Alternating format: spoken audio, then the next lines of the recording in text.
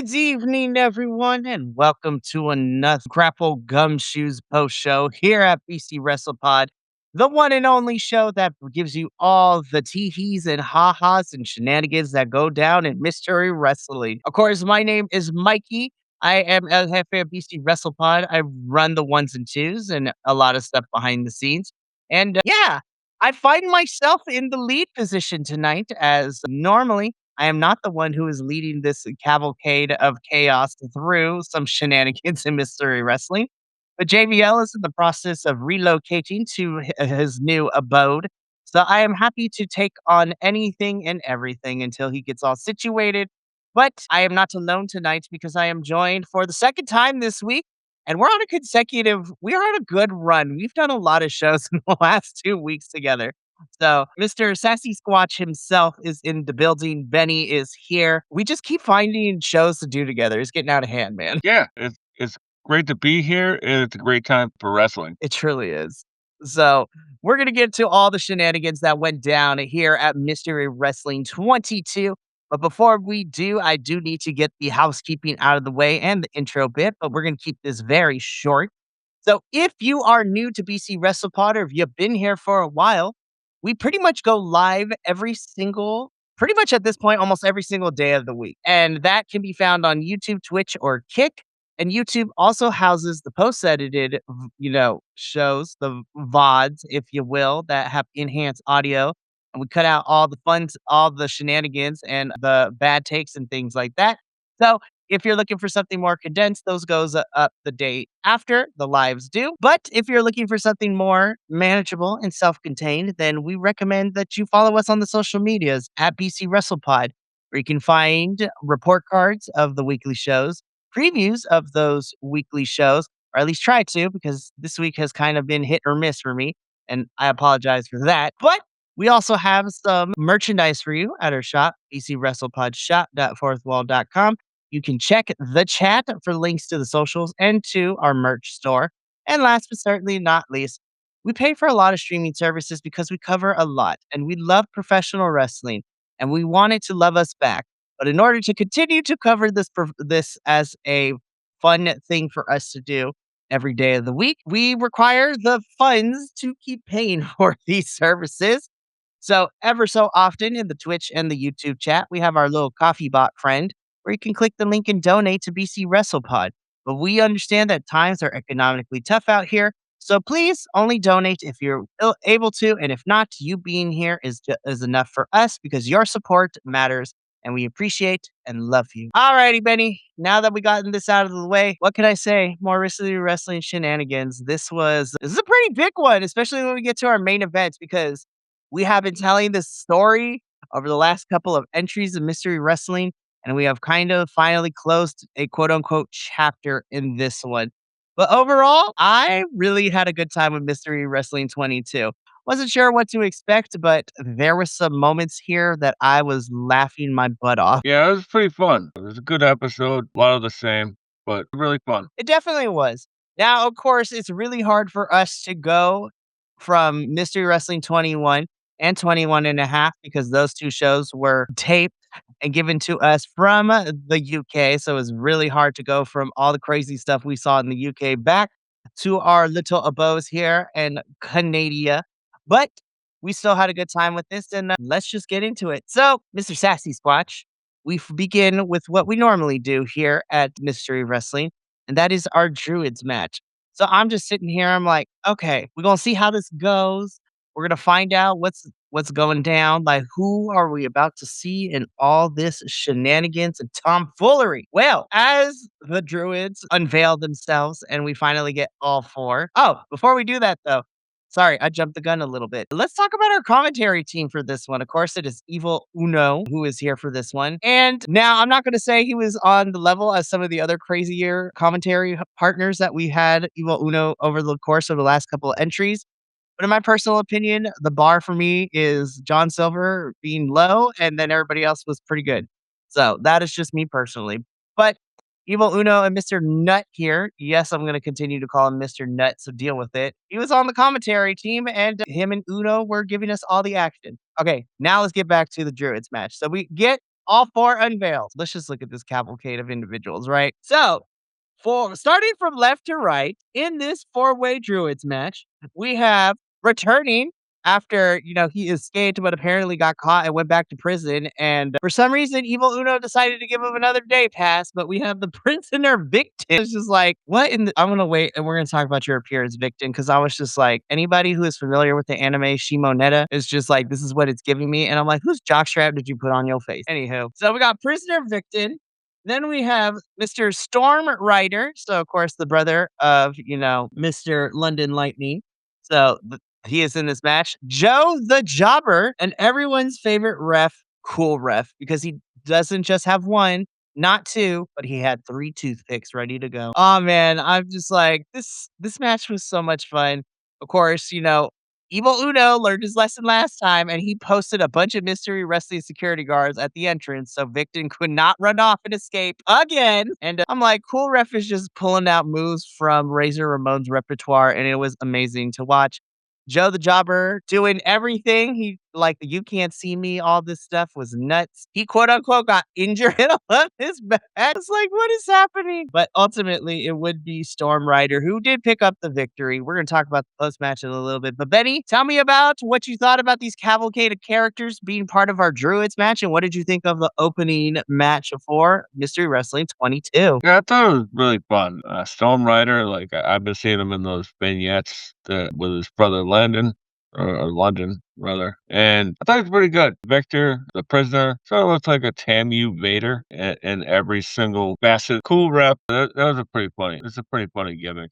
And Joe the Jobber, I smile every time I see this guy. Like I love this gimmick. And him doing like the five knuckle shuffle, just his shoulder, like good stuff here. Oh my goodness. I was having a blast with this one. I'm just like, what are we doing, y'all? This is so much fun. Now, at some point during this match, though, Victor does find a way to escape. So he runs out the door and security is chasing him down the street.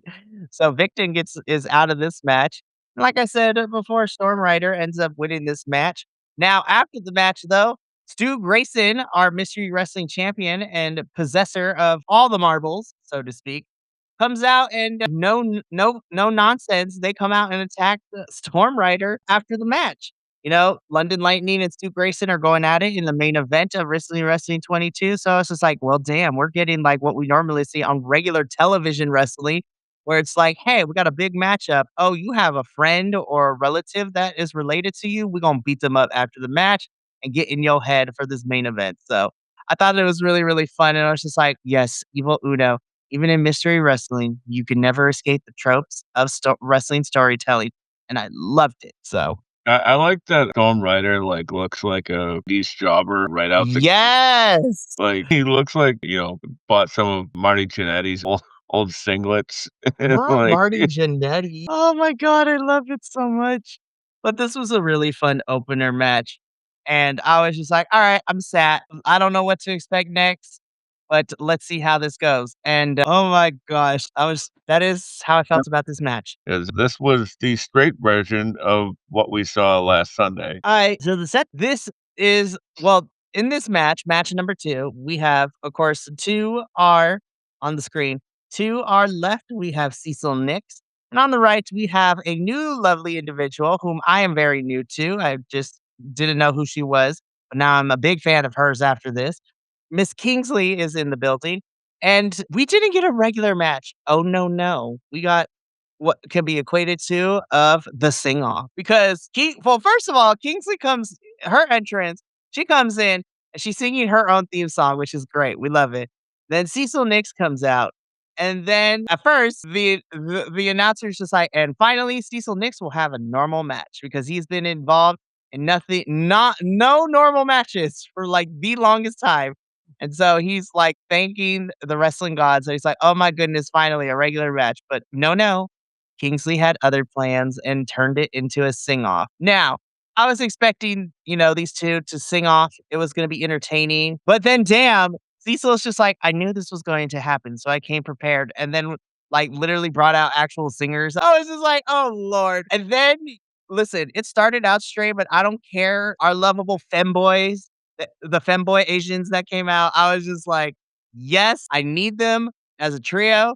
Let's put them on actual television because I want to know more about them. This was just so nonsensical, fun stuff, but I really enjoyed it. And then by the end of this, we did kind of get a technically a match with the surprise roll up. Kingsley tries, but she fails. Cecil Nix does it and succeeds. So Cecil Nix technically on paper defeats Kingsley. But you know who the real winner was? Me, because I was entertained and I am the real winner of this match. Well, I I was the winner as well. And, contrary to what Evil Uno said after this match, this is wrestling. I know Uno, man. We at first I was like, all right, we're gonna have beef Uno. You can't be saying stuff like that because this is wrestling. How dare you? But this was entertaining enough. I had a good time with this. Cecil Nix continues his winning streak. And Cecil, we're gonna talk about you when we get to the main event because damn.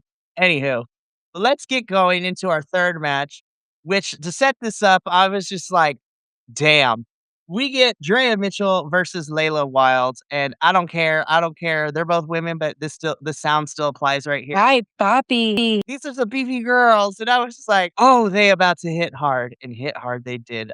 This was one of the few actual like wrestling matches we got this one. But come on, look at these muscles, Betty. Look at these muscles on these women, Sassy Squatch. God damn. Yeah, this match was really good. Probably my favorite match of the night, to be honest with you, like, straight up match. I try not to look at anybody like that, but, This was so good. I really enjoyed these 2. Now, I've heard of Drea Mitchell before, but I don't know too much about her. Layla Wilde is new to me, but I was just like, please be on my television screen more because you rule. Both of you girls rule. Come back, please. Come back. No, but this was your big meaty mamacita match, like big meaty women just beating up on big meaty women. We love to see it. It is a staple in professional wrestling. And I had a great time watching this. Of course, Drea Mitchell does beat Layla Wilde. But yeah, for a straight up just regular match in mystery wrestling, I was entertained and honestly this was probably also my match of the night just from a pure wrestling standpoint. And Uno, book these women again because they are great. I want to see more of them. But yeah, thank you for coming to my TED Talk. Alrighty. So let's keep this going though, because Benito, this is the ultimate food fights of food fights. We got an actual food fight match. this Cecil clearly had everything to do with this because he's such a creative dude, and it was fantastic. Like, yeah, the board of ramen, like, So good. oh man, when they were doing the potato chip fight, like, I think it was like Hattie, is that, yeah, Hattie, like, hit Top Dog over the head, and the chips still fell over, hit it over Hattie's head. Like, it's a bag of chips, so like you can't really tell which way they're gonna go. This was such a fun match and, like, ridiculous in all the best way possibles because okay, so food fight match, Hattie versus Top Dog, and I have no complaints. I have no additional notes. I was just like, this was purely fun with the like you said, the creative spots that we got with the food. And, well, Top Dog ended up being the winner of this match. Hattie got the last laugh because he took Top Dog's wiener. Not that way, you sickos. He took his tough little plushy hot dog and ran off with it. And so Top Dog is chasing him backstage. I was just like, I smell a feud. Let's bring it, Uno.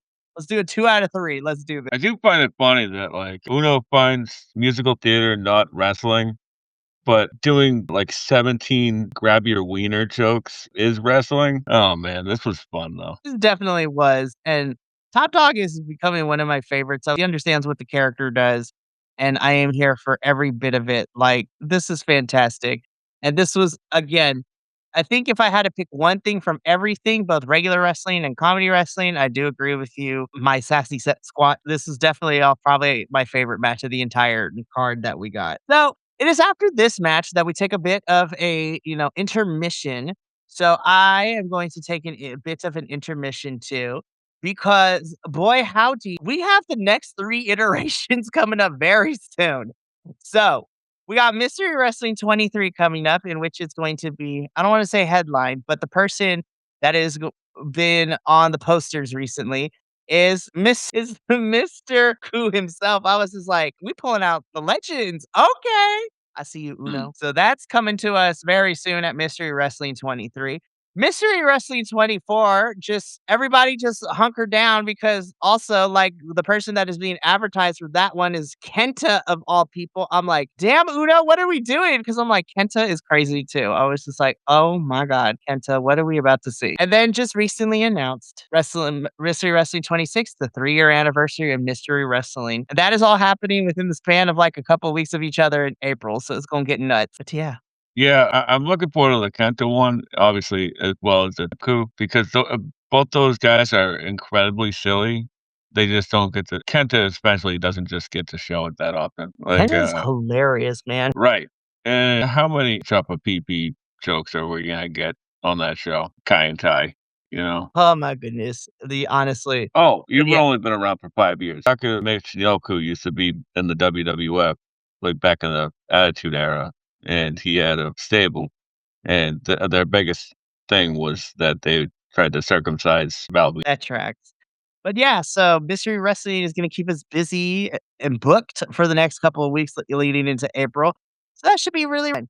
But now let's get back into the action because we now get to match number 5. These pictures alone are great. Thank you, Mystery Wrestling, for including the pictures before the matches. So we get a trios match in which we get the team of Jesse Fee, Jimmy Townsend, and Mark Wheeler on the left. And they are taking on the team of Fresh Air, which is the team of Junior Benito and McCray Martin. And they team up with the totally alive Jason Exile. I love the Jason Exile gimmick, and the only note that I made for this entire show was, I guess a funky bass line is close enough to a steel drum. We can have Bernie's too, but I really like Fresh Air. I'd like to see him more in the States. I mean, yeah, I know that they're Canada-based, you know, because I think they were, Mm, like, trained by Daddy Magic, right. but, like, the other team, they were pretty good. This is a really fun match. Like, with one of the guys being still alive, you know, they say that even the best can work with a broomstick. Love that saying. Oh my goodness. But this was just ridiculous in all the best ways possible. Fresh Air and Jason Exile do pick up the win here, but a fantastic bout from everybody here. Alrighty. So let's keep going. We get into match number 6, semi-main event, and all I gotta say is Blade, you be looking good, my dude. We be hitting the gym. It's really happy to see you back on the wrestling circuit. I don't know if they reunited with the Butcher anywhere in your future, but match number 6. Of course, we cannot have a mystery wrestling without a Psycho Mike match. So this is Psycho Mike versus AEW's The Blade, which is really, really fun to see him back in all his glory. This was a weird match, and I'm still trying to process my feelings about it. Not because I thought it was bad, but I was just like, my God, there was so much love in this match and baby oil. So I was just like, all right then. Yeah. Th Yeah, this one was a mystery wrestling special. It was pretty yep. funny. I was If laughing.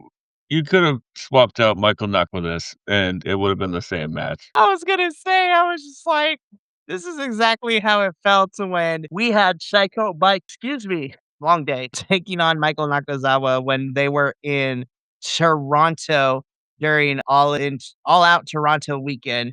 So it was a lot of fun. This was silly. I loved it. Psycho Mike is like, "Do you want to see a body slam?" I'm like, "Yes." I like Psycho Mike a lot. He seems really good, like a really good hand, and, Mm, I like the Blade a lot. It's great seeing him back.